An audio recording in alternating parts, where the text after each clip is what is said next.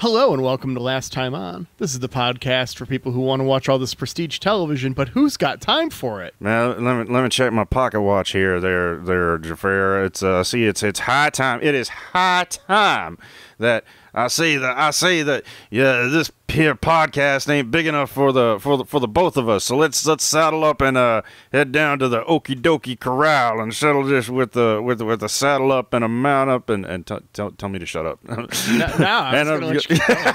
It's good. I'm enjoying it. I was just gonna keep going until I annoyed you. This podcast wasn't big enough for you and Ben. So that's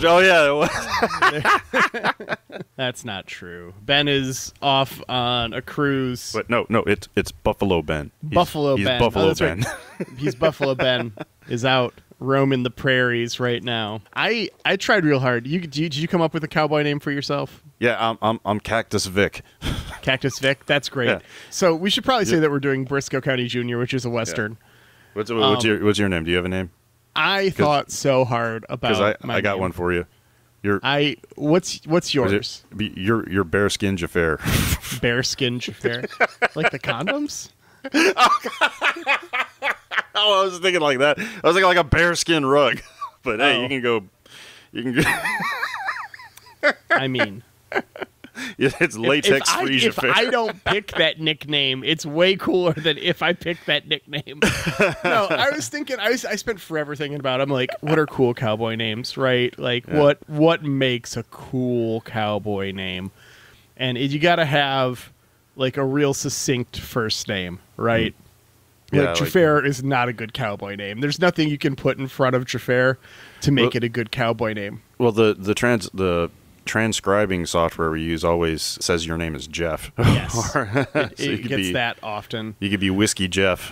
Whiskey Jeff. Well, I was thinking a J name, right? Yeah. And I'm like, okay, well, if I'm going to pick a J name, I'm going to pick something cool. And nothing is cooler than two first names shortened as initials, right? Oh, yeah? So I'm thinking JD, right? JD. It kind of rolls off the tongue, you know? Mm-hmm. Yeah. It's got a nice vibe. But I need a really good last name. I need a last name that screams America. I need a last name that screams freedom if I'm going to be a cowboy, right? And so JD thinking America, burger. thinking freedom, I'm thinking JD Vance. Right? JD? You know, let me Google that Yeah, real Google quick. that real quick. Oh no. Okay, you know what? No, it's fine. I will just come back with a cowboy name next week. It should be bearskin, but okay. So, we'll say if I can't come up with a good one before we're done, we'll go with bearskin, okay? Well, in case we didn't mention it already, we are covering Brisco County Jr. this season. We're going to 0.5 season, this half a season that we're doing. So, Vic and I, we're tied in points, so we're going to do a little season tiebreaker here. We're going to have a duel, and we're following the duel rules for the podcast. They're a little bit different. We're only going to watch 3 episodes, and Vic and I, in front of Ben, I mean, not actually physically in front of him for either of us, but over text message, texted pre-watch predictions before we watched the first episode. We get blind, going in blind, diving in blind into this. We each got 3 predictions. Do we want to go over them now, or do we want to save that for the end of the show? We can go over them now. Let's say our pre-predictions now, because I hit the first 2 of mine in like the first 30 seconds of the show. Yeah. After you told me that mine were too easy, which I totally would have ran the board if I hadn't caved and said, okay, fine, I'll make it more specific. But mine are. Let me scroll up. Where did I go? So my first prediction, my dawn prediction, was that Brisco's going to shoot a 6-shooter with the rapid hammer fan style, where you hold the trigger down and you just fan your other hand over the hammer. And I don't think Brisco even shot a gun in this entire thing. But anyway, he notably did not. Yeah, I have more to say about that later. Well, there's plenty of Brisco County still. He'll shoot that revolver. My high noon prediction was going to be that Brisco lassos a bad guy off of a horse, and then my sunset prediction was a villain dramatically enters a saloon and the music stops, which did happen, not in the tone that I was expecting, but it did technically happen. It did technically happen. Yes, so you 100% got that one. I do have 3 points going in blind here. So mine were we're gonna ride on a train, which happens immediately. And my second prediction is the show is The Adventures of Brisco County Junior. They specify junior really big on the title, so I'm like, Brisco County Senior is gonna play into this thing somehow, and the scene on the train is with Brisco County Senior. And then my third and final prediction is, fuck it, aliens. Which is in the air, sir. It's in the air. It's in the air. But we'll get to that in our recap, because as soon as I saw that moment come on the screen, I'm like, are you fucking kidding me? Yeah, I don't think it's safe to say I've recorded those points yet. But so we're so far at episode 1. We're starting tied. Yeah, 3-3. This is woo. The tension, you can hear the tumbleweed blowing in the wind as the tension builds. We get a nice opening credits scene here to start us off. We actually open in Media Desert.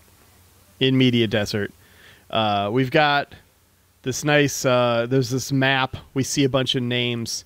I was excited for a ton of names in these opening credits. Oh my god! Did you see this is all a the loaded guests? fucking cast.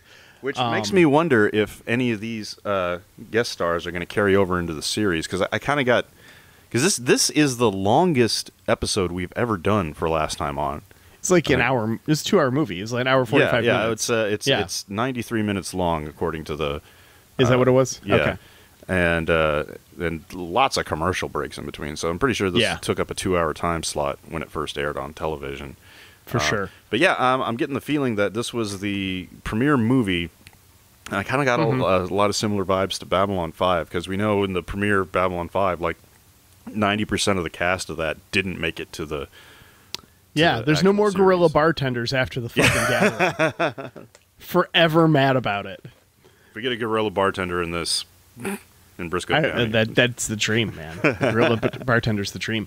There's a bunch of names. I was really excited about a bunch of them. The one I want to call out right now, one that made me pause and go, fuck yeah, more so even than Bruce Campbell, was Julius Curry. Am I the baddest mofo low down around this town? He's motherfucking show enough.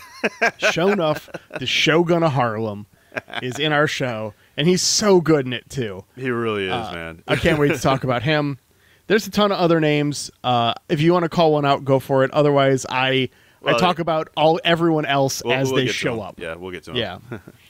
Yeah. So we got some railroad construction. We're in Sutter Creek, where the miners here digging out a tunnel for the rail tracks discover a golden stress ball made of lightsabers that give them superpowers. See, this was strange. I saw this thing, and it's funny because I had one sitting on my desk. It's right here.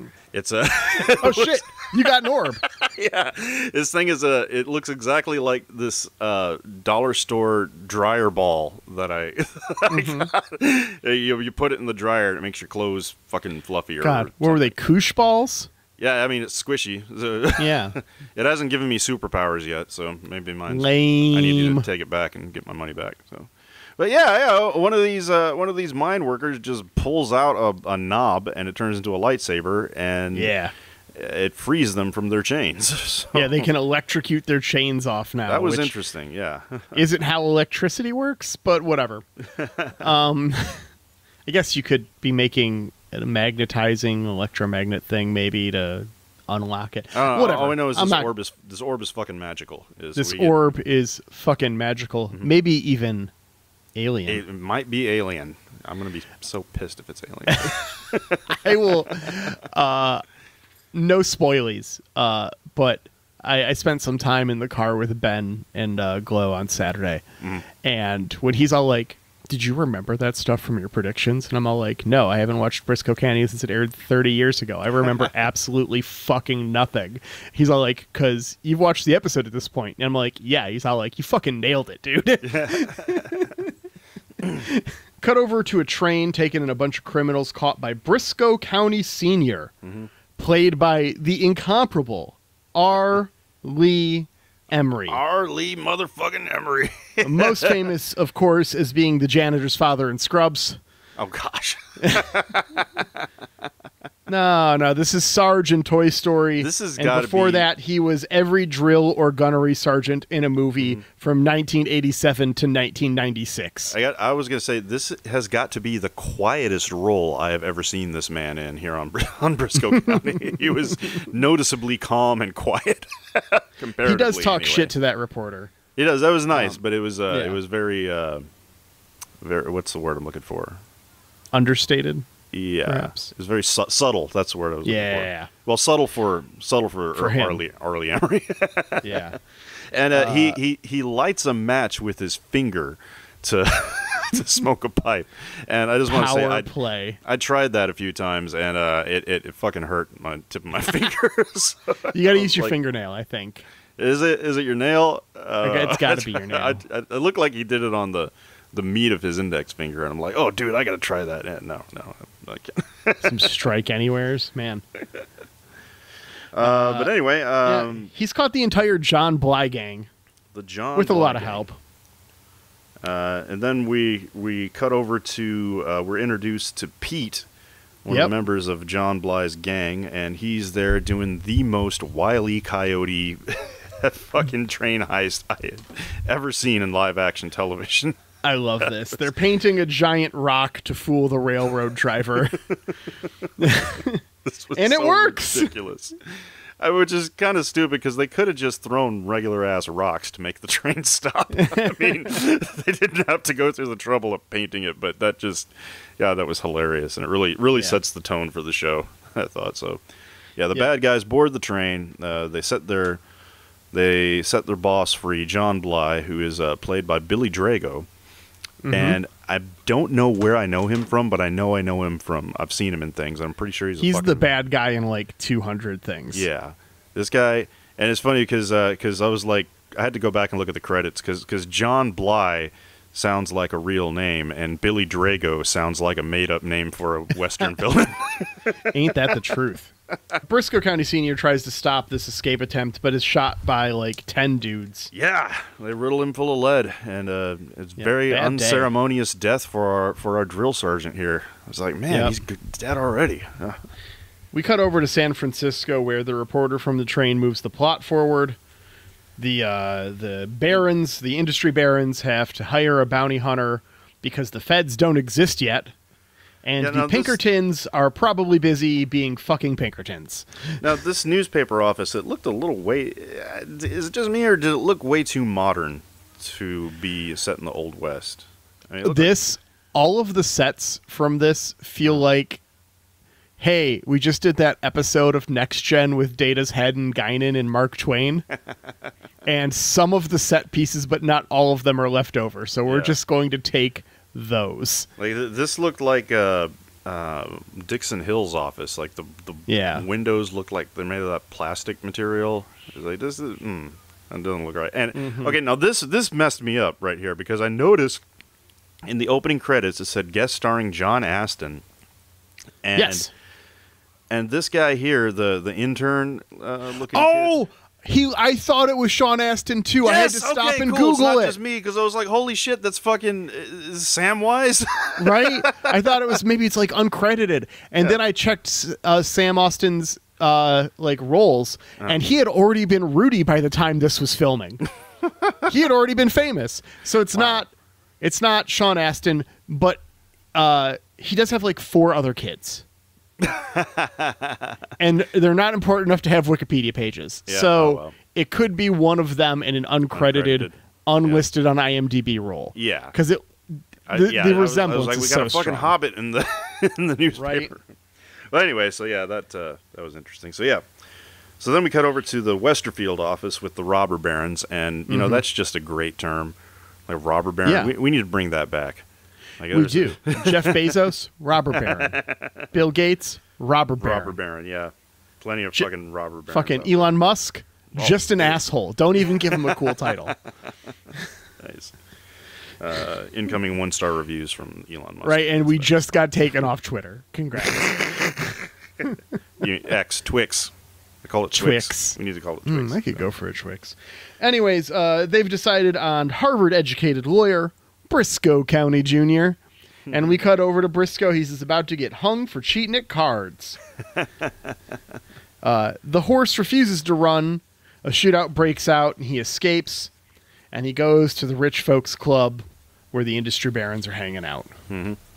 And he introduces himself. And this is my favorite scene in the whole movie, is when Comet comes walking in behind him. It's like, how did the horse open the door, man? The horse doesn't know he's a horse. So this is I hope Comet makes super it fun the entire casting. series. Yeah. By the way, I don't know if you recognized the robber barons. I recognize Gomez Adams. That was okay. about it. Oh wait, no, he's later. He's not. He's later. Yeah. So the robber barons are Stuart Whitmer, Redford Barnes, Paul Berenger, James Drury, and Robert Fuller. These are all Hollywood prime Western era actors. Are they? These are all famous cowboys.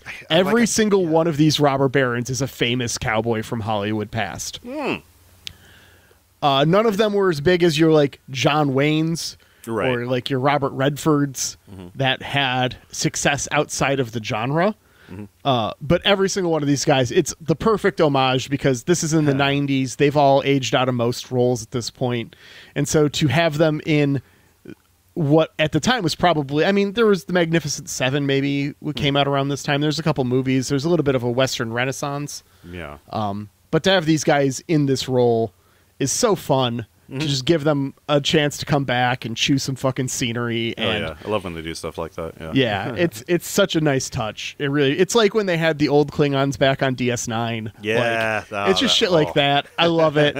I eat that shit up all the time. Hang on, I was so excited let me reset to see the all clock. From here. It's been 0 days since we've made a Star Trek reference. We meet Socrates Poole here as well. This here is Socrates. Socrates. We're from history. I was about to say gonna Socrates. This guy, the actor who plays Socrates, I swear he looks exactly like one of Indiana Jones's lackeys or I can't place this guy, and I don't want to IMDb it to spoil anything. I'm trying to stay as pure as possible on this run. So. Yeah. But anyway, Socrates is a great character. Socrates is fun. He's less enthused about the horse and Brisco almost losing the gig. He tells Brisco... Sorry, go ahead. Go ahead. I was going to say, he mentions that he's looking for the coming thing. Because it's currently, 1894, and the next century is just around the corner, and he's looking for the thing. What thing are you talking about, Brisco? It was like, well, if I knew, I wouldn't be looking for it. Right. We go over to Socrates' office after this, and he tells Brisco he has to fax those receipts into Concur if he expects to get reimbursed, which is amazing. Unchanged since the 1890s, Concur is, despite computers not yet existing. I was curious if receipts were... I was going to look up when were receipts invented, but I guess that's been around since the dawn of money, I would think.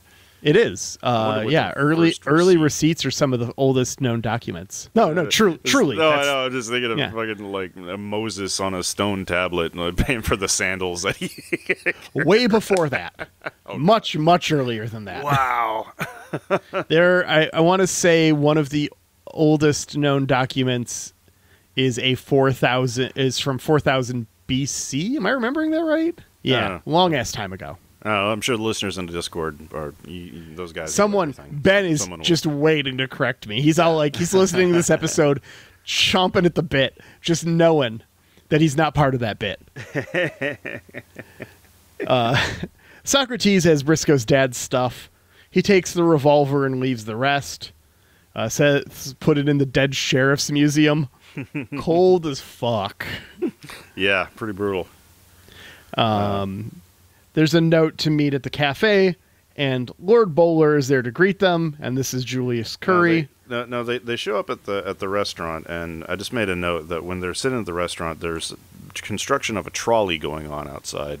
And Socrates, Brisco's talking about how amazing it's going to be, and Socrates is like, oh, it's all the liability and the liability, injury, inherent risks, and it's like it's a lawyer's nightmare. I'm like, whatever, dude. This is a lawyer's wet dream. Are you kidding? Yeah. Like, well, this is before the days of ambulance chasing. So, but anyway, then Shonuff shows up. Shoot. Bowler sets Dynamite up on the table, lights it. As Brisco orders lunch, he gets the minute steak rare. I love that. This scene is so good. This is my favorite scene, I think, in the episode. Great. Yeah, it's so good. Shonuff challenges them to play chicken with a stick of dynamite. Yeah, and I think this time, in this scene, Lord Bowler lights the match with its teeth on this when he strikes it against his tooth, and I'm like, okay, I'm not trying that. I might be more apt to give that a go over my fingers. I feel like my teeth are harder. The taste of burnt match in your mouth. Anyways, Lord Bowler loses his game of chicken, stops the Dynamite. They fight and are arrested. We cut over to the railroad line where the orb is going to Washington, and it's labeled UFO. Yeah, unearthed foreign object. That's a mouthful. So close. Just put UFO. I was like, son of a... And it was at this point when I remembered, like, core memory unlocked, this show used to air right after the X-Files. Yeah. I remember that now. It was like, oh, yeah, wait a minute. Now, I remember specifically, because I was not allowed to watch this because it was too late and past my bedtime, and I remember arguing with my parents to tell me to go to bed. Like, I could stay up and watch the X-Files, but Brisco County was too late for me to... God, I must have been, like 9 years old at the time. I want to say this came out in 96. 96? No, it was before that. It was 92, 93. Was that early? Yeah. Okay. Yeah, because this was right. 94. This was 94. Okay. I can IMDb this much. Go for it. It's 94. Oh yeah, 93 and 94. Okay. Yeah. So I would have been 11 years old. Yep. We cut over to a courtroom scene where Bowler makes it clear that he's not with Brisco, just as Brisco gets off scot-free, and Bowler gets his 60 days of hard labor. Fun fact, there is a cameo here, and I know you didn't catch it because it's a pro wrestler. Oh, God. But the defendant in the case right before this is pro wrestler Terry Funk. Terry Funk? Terry Funk, that's it. That's his name. The Blythe gang makes a plan to rob a train. They are informed of the presence of Brisco County Jr. and plan to send the Scarred Foot Gang to get our hero. No, okay. So this scene we have here with Big Smith and John Bly, they're planning their train heist here, right? And they're in a cave, right? Yeah, totally. They're in a fucking cave. They're in a fucking cave. What the hell, dude? Okay, in the middle of their meeting here, they have a waitress bring out their dinner. I'm like, you have a kitchen in a fucking cave with a waitstaff?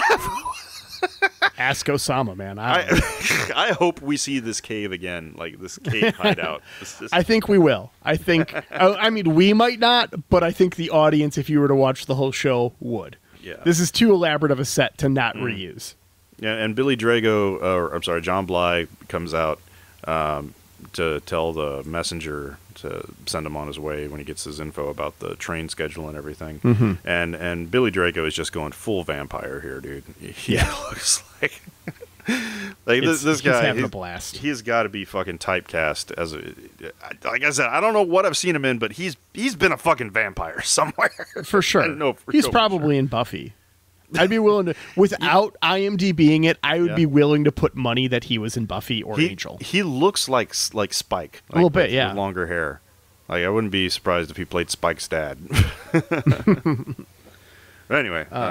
Brisco and Socrates discuss their situation. There are limited options for scenic painters in the tiny town of San Francisco. So they should pursue that lead, which is when there's a knock on the door.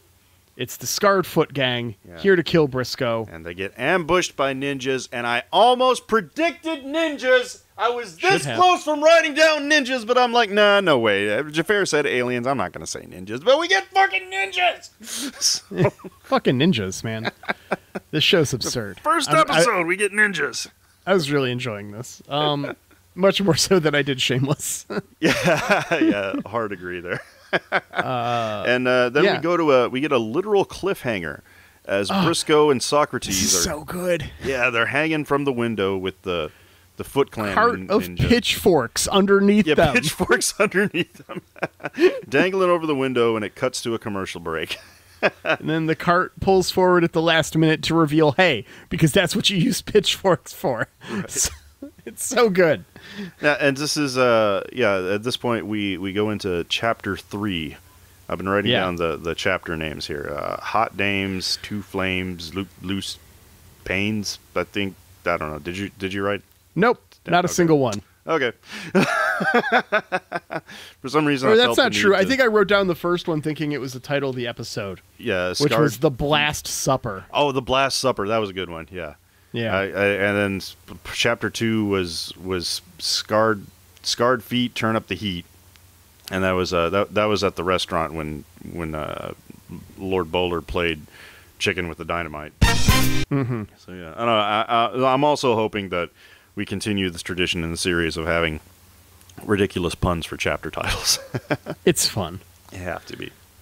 So Brisco heads to Chinatown to track down the gang while sending Socrates to follow up on the painter.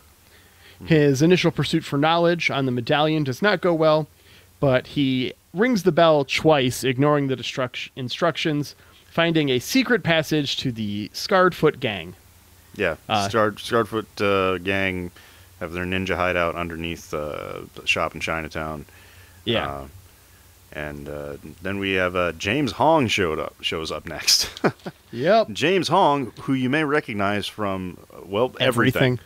He's been in fucking everything. I had to Google him. I had to see exactly the number of acting credits that he had. Yes, dude. 461 acting credits to his name. 464 when you include his 3 pending. Mr. Oh, wow. And the man is 95 years old. Holy shit. He was just in Everything, Everywhere, All at Once. Yeah, I was going to make a joke. Fantastic film. Like, you recognize him from everything, and you could say he's been everywhere. And all at true. Once. But, all at once. Yeah. He's so good. It's amazing, dude. Holy shit, dude. I hope I live to be 95. Shout out to Big Trouble in Little China. Oh, dude, he was great. Where he's Lopan. Oh, man. It's so good. Yep, this is the sensei of the Sacred Foot Gang. And he recognizes Brisco's pistol, saving him from having to fight on hot coals, because Brisco County Sr. had made good with this gang at some point and helped them out, and so they are law-abiding criminals. Law-abiding criminals.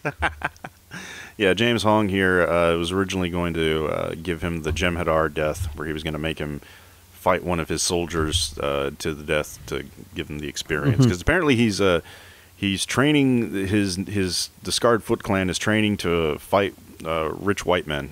Apparently. Yep. Hey, you know what? Someone's got to do it.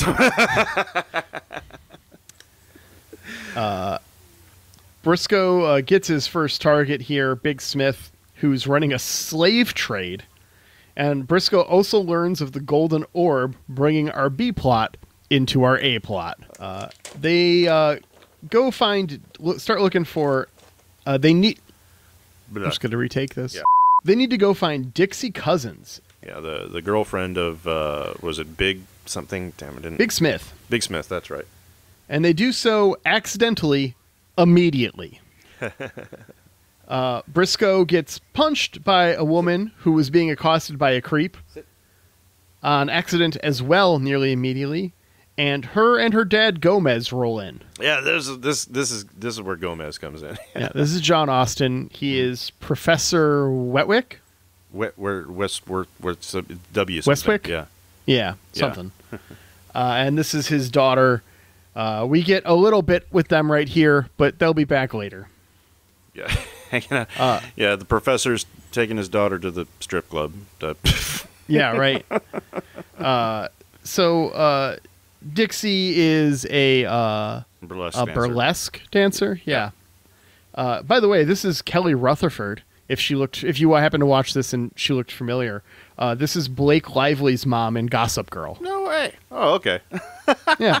That's hilarious. Thanks, Beth, for pointing that one out for me, because I have not watched Gossip Girl. I was going to say the only reason I'm familiar with that is because I was dating a girl once who binge watched it. So yeah. Brisco and Socrates follow Dixie. She receives a mysterious message, then boards a wagon. Socrates goes to feed Comet a apple, while Brisco, at Brisco's instructions, as he jumps on the wagon. And then we shows it just how easy it was to commit identity theft back in the 1800s, because he just steals a Where's your Equifax, dude? Yeah. Meanwhile, Brisco steals a man's briefcase and ticket for the stagecoach. Mm-hmm. Meanwhile, Socrates goes to feed Comet, and Lord Bowler tries to pull the old talking horse routine. This is so good. Where's Brisco? Where'd he go? Oh man, that was beautiful. So much fun. Laugh, yeah. So then we cut back over to the stagecoach, and we have two cartoonishly drunk stagecoach drivers who are just drinking on the job. And I'm just like, how do these guys have a career in stagecoach driving, man? I mean, what? They're drinking and laughing just ridiculously so. And, it's like, man, how do you keep your job like that? Much less your life. Well, they don't really do a good job of either, as they get drunk and fall off the stagecoach. But before that, Brisco and Dixie talk. His suitcase is full of fancy animal grooming equipment. That was pretty sure. Random. Yeah. No kink shame.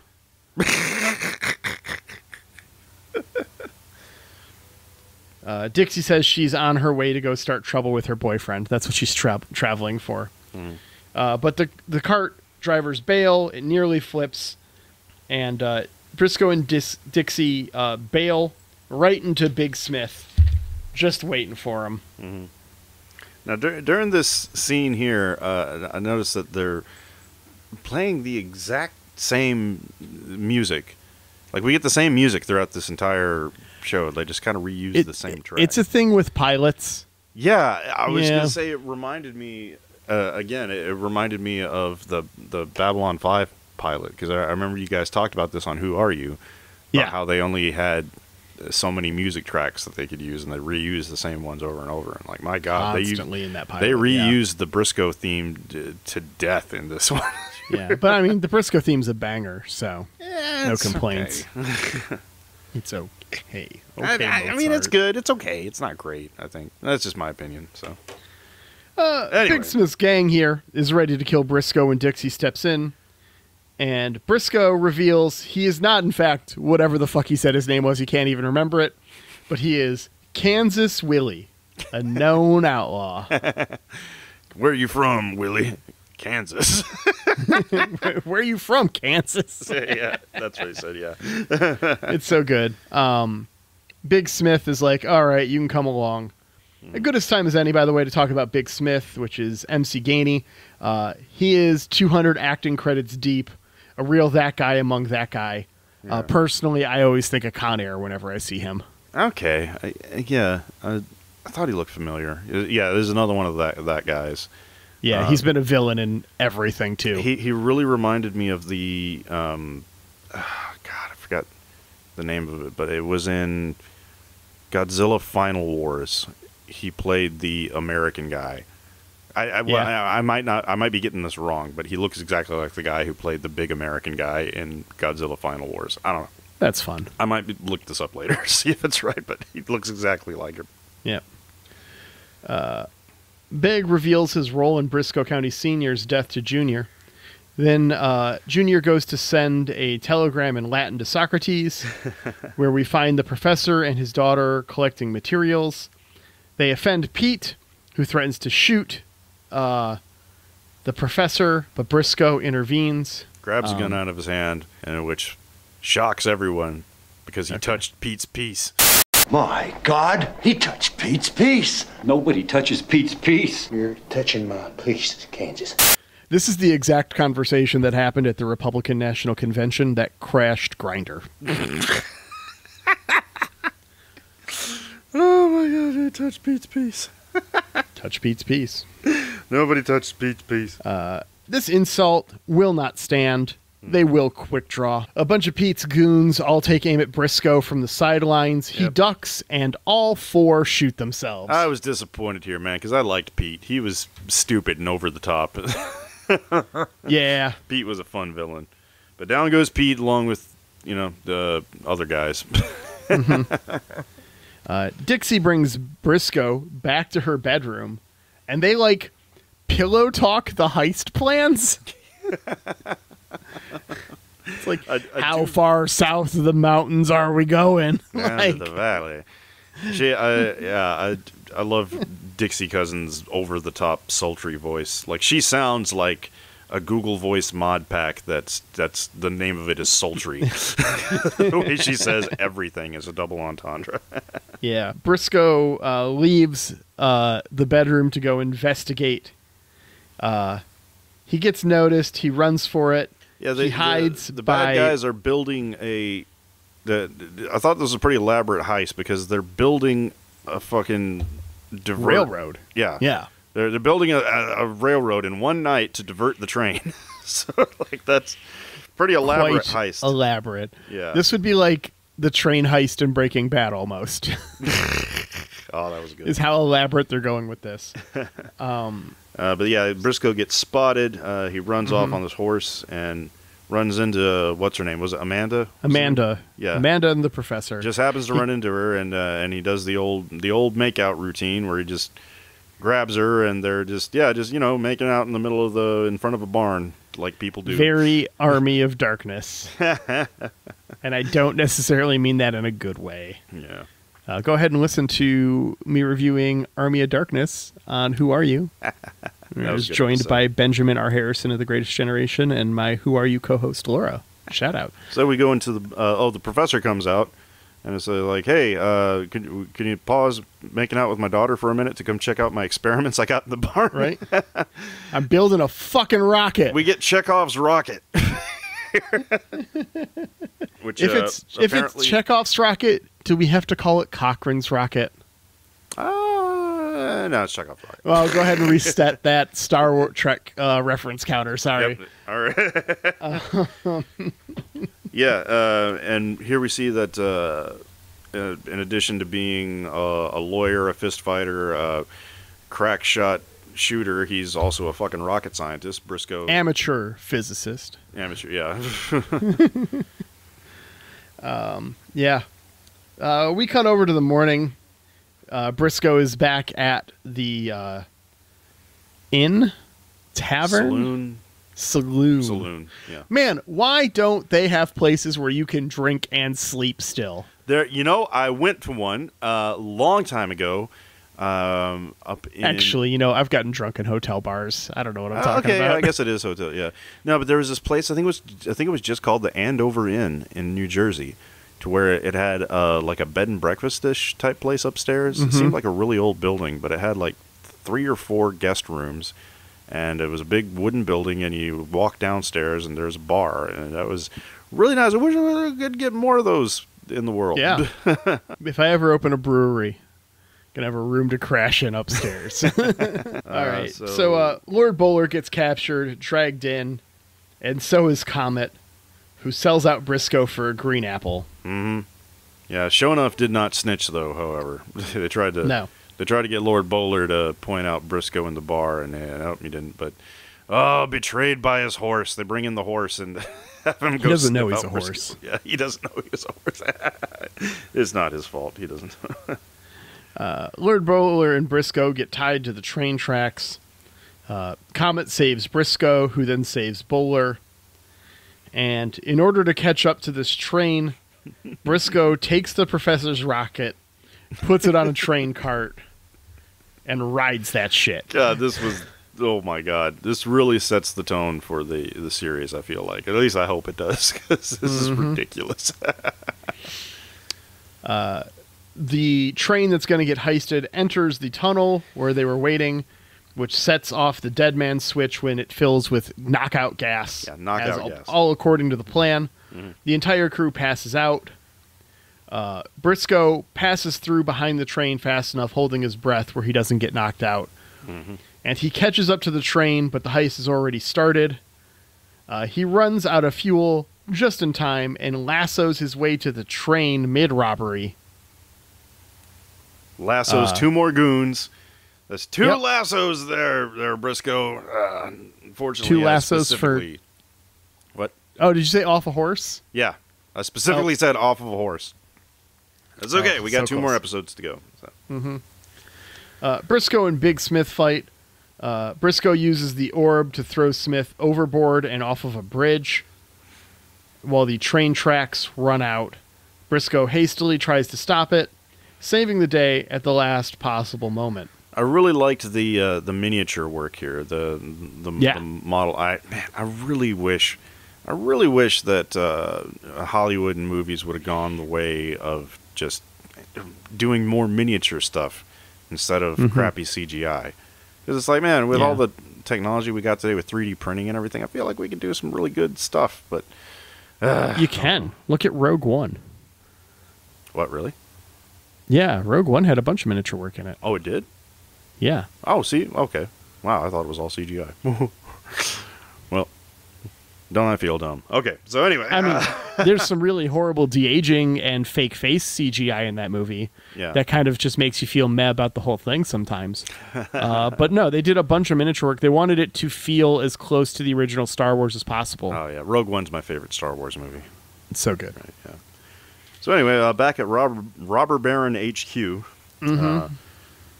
Brisco walks in and gives a whole Sherlock Holmes style explanation of the heist and the plan and everything, and that's when it's revealed that oh god, which one was this? Which Robber Baron? Thorogood, yeah. Where it reveals that he touched the orb as well and gained super strength. And we have a supervillain fight here where... Yep. Yeah. It's absurd. I love it. Yeah. He throws Brisco around until he just, like, if you know sometimes when you stand up after you've been sitting down for a while and that nerve in your back just twists? Oh, wow. That's exactly what happens to this guy. He just turns to dust in front of us like how I feel every time I have to stand up. Yeah. He has a very Raiders of the Lost Ark style death where he just kind of melts and turns into dust. Yeah, he de-ages rapidly before turning to dust. It's great. So that was really interesting. Which and at this point, I kind of had a light bulb moment where I was like, wait a minute, what happened to those 4 Chinese mine workers? Well, that's what Socrates wants to know, too. Yeah, they're just wandering around with superhuman strength, or did they turn to dust too, or I don't know. I mean, my opening theory is that it feeds off of your remaining life force, and so Thorogood turned to dust because he's so old, and these slave workers were younger, and so they were fine. But also maybe it just knows your intentions, and Thorogood was a bad dude, and they were trying to get freedom. Okay, yeah. Could be either. All equally possible. Depends on what kind of UFO it is. So. Yeah, Socrates makes it clear he wants to find out, though, for science. Yeah. Oh, and earlier we did see the orb floating down the river. With Bly's hat, or not Bly's hat, with Big Smith's hat. Big Smith, yeah. Who clearly survived because he got superpowers from the fall. I didn't think of that. I just figured it was the movie trope of if someone falls into a river, they always survive. So. Yeah, it's a river. It breaks your fall. Of course, yeah.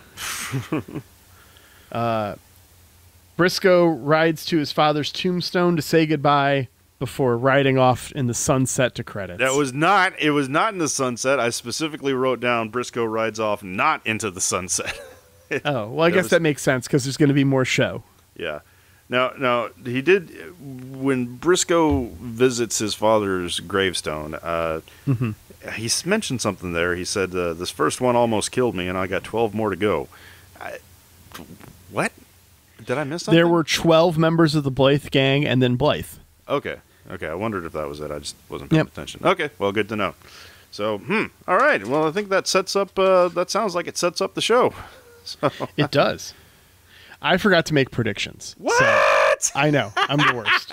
I didn't even realize until I had gotten to this point of my notes. Well, that brings us to the part of the show where we make our predictions. Lincoln, what are you doing up there? Guessing? I guess no one's coming. I have seen into the future. You ruined the prophecy. Or as I like to call it, the Brisco Prediscos. Oh, wait, but first, what episode are we seeing next, Xhafer? I'm sorry, I'm rewriting my last prediction. Okay. But before we get to... Okay. Go ahead. But before we get to that prediction, I'm going to go ahead. We're doing a little bit different. I'm not rolling dice this time because I want a number exactly between 2 and 26, which are the episodes available for us to watch. And I do not have a 25-sided die to roll. And I don't want to be able to... I don't want to have to, like, omit the first couple episodes here. So what are we doing? Are we going straight to the middle? I did a random number generator. Oh. I told it to pick me something between 2 and 26, and we got 21. The name of this episode is Ned Zed.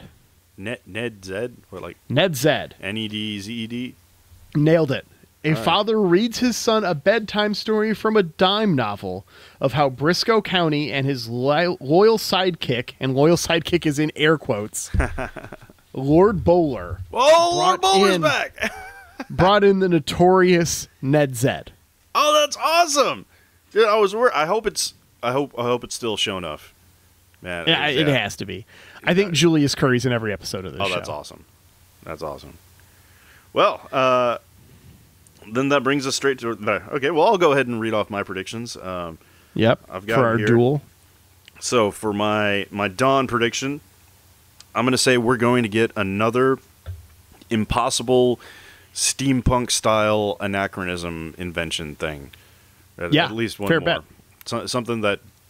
I've got a feeling it's going to be like Briscoe's going to have a fucking telephone or a video camera. Something he shouldn't. Yeah. Something that should not exist in the time period. Okay. All right. For my high noon prediction, we're getting a Star Trek cameo. Okay. And I want to throw in an all-in bonus here. I want to say...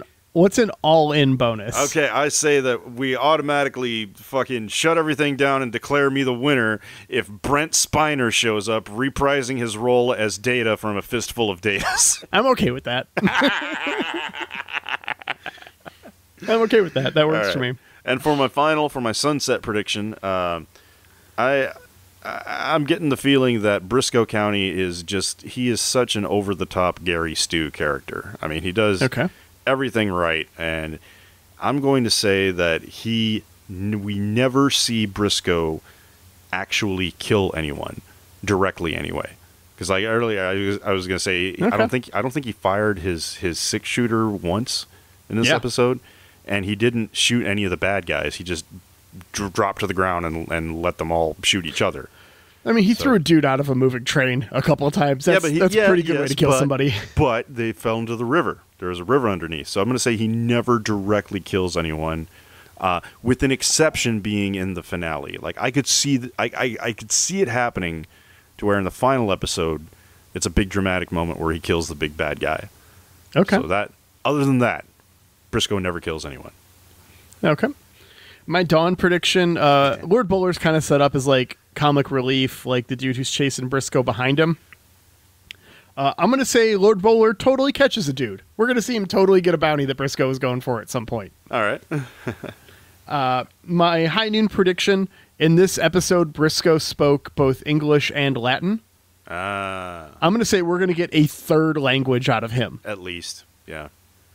I almost want to say we're going to get a different language out of him every episode, but I don't think that would carry on through 27 episodes. So I'm going to say we'll get a third. For the ones that we see, I could definitely see him. Yeah, I'm just gonna stick with a third. Play it a little safe, and then my sunset prediction. Bly kills Brisco in the finale. Ooh. But Brisco wakes up and it was just a dream. Oh, God. That is way... Hey, I will give you the same treatment there. If that happens... Fucking end it all. No. Xhafer wins. No. I don't gamble like that.